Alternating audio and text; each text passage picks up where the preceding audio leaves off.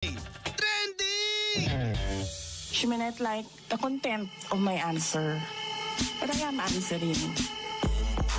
She may not like. Ay, trending! IFM.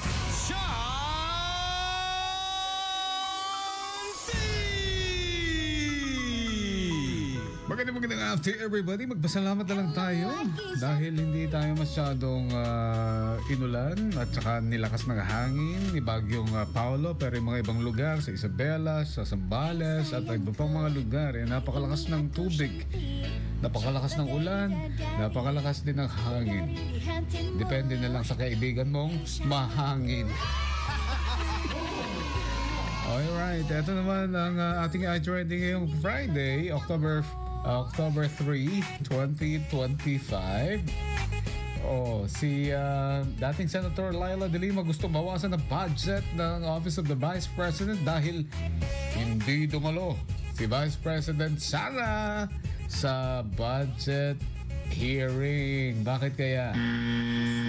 Alright.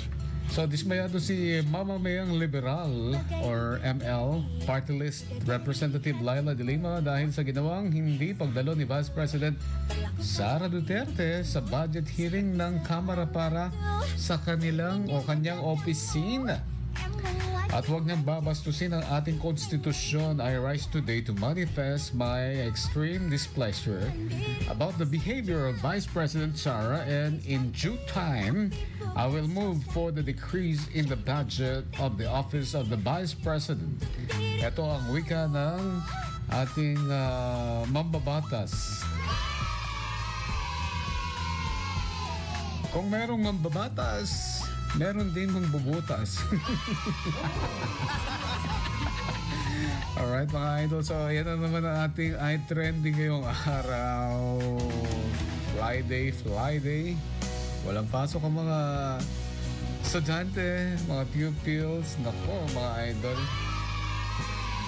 ikaw lang may pasok ka. May pasok ka dito sa puso ko.